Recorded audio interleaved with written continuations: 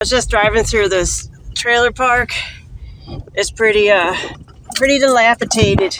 A handful of years back, there was a kid that lived here in this trailer park.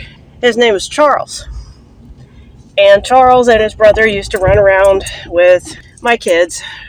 They used to run around in the woods and all kinds of things and have fun. And anyway, it turned out that Charles and my daughter, they started liking each other.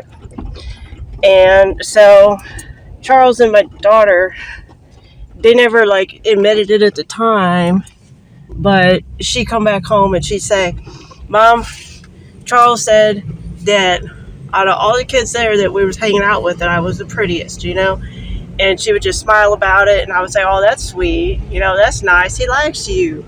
So Charles wore old raggedy clothes. He had an old raggedy bike that was always falling apart. And he had a stepdad. And he had a little sister. He had a baby sister because his mom and his stepdad had another baby. So, it was him and his brother and then this little baby sister, right? It was his half-sister. So anyway, when it would snow and stuff like that, Charles would come down and he'd ask if he, could make a little bit of money shoveling off the porch and stuff like that and whatever. So I'd give him whatever I could, $5 or so. And I was always happy to give that to him. And he was always real nice and mannerly toward me and stuff. Then, he mentioned to me how in the past his mom had a drug problem real bad, but she quit. She quit for him, because she loved him so much. And he would tell me how much his mom loved him and all that, and how proud of his mom he was.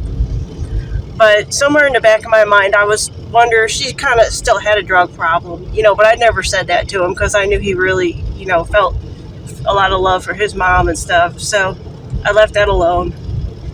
Then one day my daughter come home and she says, "Mom," she says, "I was over at my friend Lily's house and Charles come over and he had a black eye and he was crying and he said he couldn't take it no more.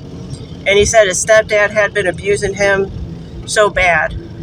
So he didn't know what to do.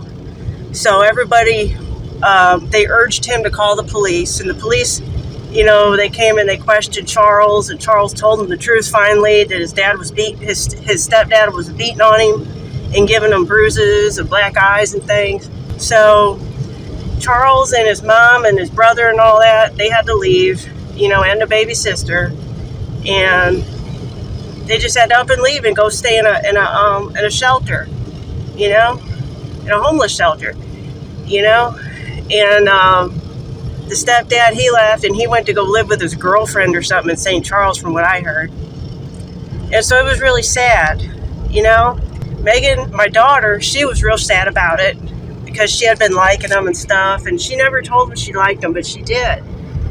And so then about a year later, I was home all by myself, and I was washing the dishes.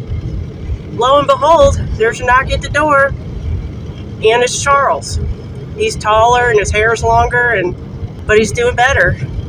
And he said he'd just come back to say hi to everybody before he left again for good, because they came back to the trailer to get the rest of their stuff that they had left behind. And so I talked to him for a good long time, and I cried hard in front of him. And I felt stupid, but I don't know. I just couldn't help it. But I told him. I said, if I'd have known, if I'd have just known, I'd have done something. I'm really sorry.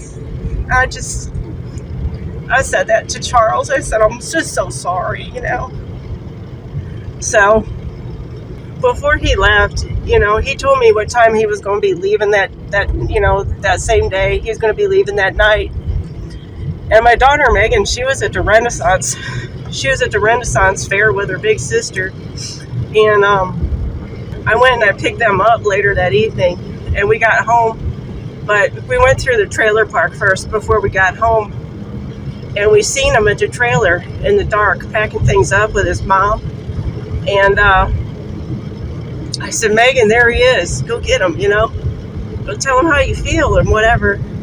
She jumped out of the truck, and she was wearing her Renaissance dress, and the wind was blowing and all that, and her her sleeves were blowing, her long sleeves were blowing in the wind, and her long dress, and the skirt of her dress was blowing in the wind, and they were just standing there just talking in the dark. And I stayed in the truck with her siblings, and I left them alone and let them have their moment. And all of a sudden she just kind of leapt forward, and she just gave him a big old hug,